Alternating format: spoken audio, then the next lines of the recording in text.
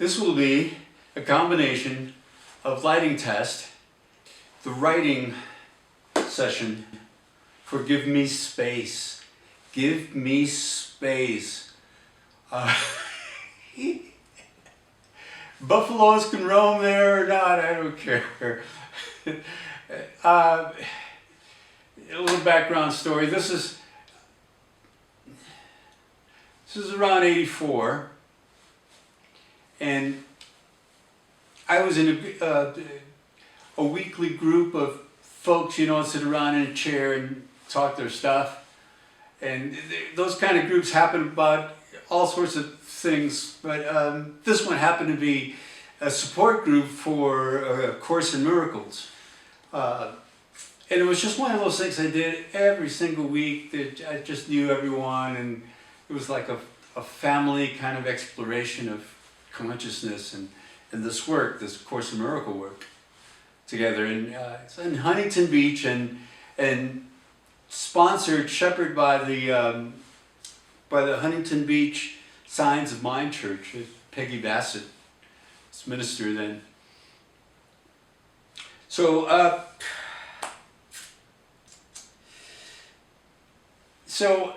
I'm there like almost every week. I don't miss a week, really. It was a core thing for me. But for some reason, something came up. I'm not sure what it was. It's just a combination of things, maybe, or just something major. And I didn't make it this 1 week. I just didn't.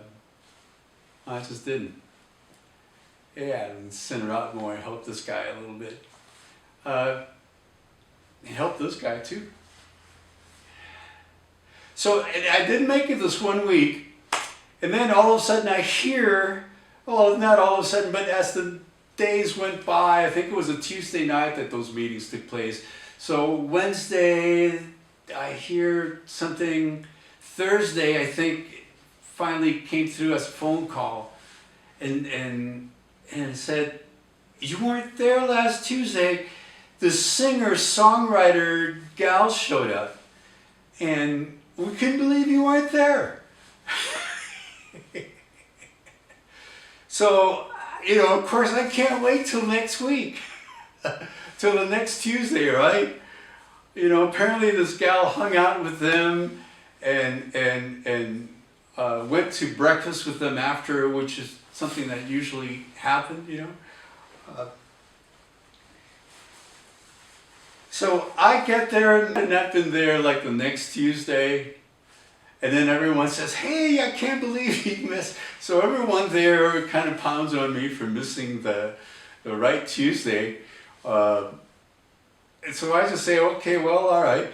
So then one more Tuesday comes around, and there she is.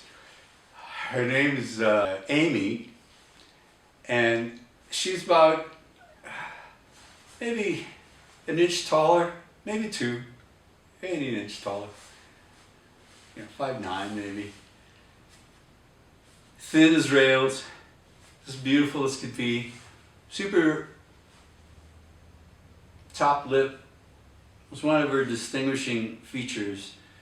I don't even know if that makes sense, but you know, the space between the nose and where the mouth starts varies with almost everyone. So anyhow, it's just one of those features that comes to mind when you think of someone. So I thought we were going kind of pretty good, you know. It's like you're a songwriter, I'm a songwriter. You play guitar, well, I play guitar, and I thought we were doing really good. She had a bumper sticker on her old beat-up car. I think it was a beater. I'm not sure. Anyhow, it said, "Huggers live longer." And that was kind of our thing. We at the end of these sessions, we'd be out in the parking lot and we were just hugging and talking and, you know, just getting a little closer and get to know each other. And she had a gig, and I showed up and worked with the sound and played a couple songs in between on her break. which was very cool.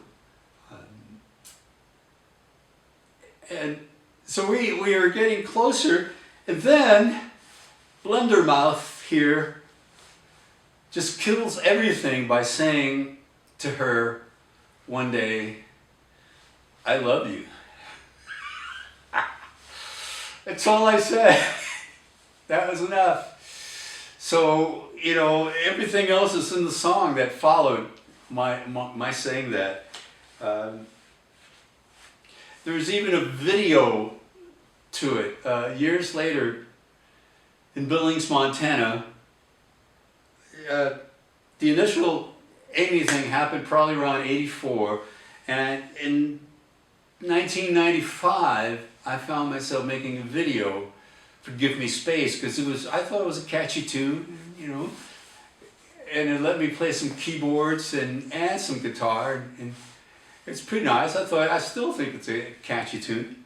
So I worked it up and did a production of it, and then did a video of it, which is really just me, just kind of, you know, boogieing and miming the song. And you know, here's the thing about that song in particular, the production of it. I really concentrated on it when I recorded it and produced it. It was done on opcode, which gives you a sense of what time it was done. It was done on my SE30 with opcode software, and then I finished it on a 2FX with a media card from DigiDesign. So it was 2 tracks of audio. It was only one track of voice and 1 track of audio on there. I mean, a guitar. So 1 guitar, 1 voice, and then everything else is MIDI and sequenced out. Yeah, I believe I had a switch mixer that had scenes, and I would switch scenes to it depending on what part of the song, and that it would memorize that, and it would send the mixer a patch, and then the mixer would switch scenes.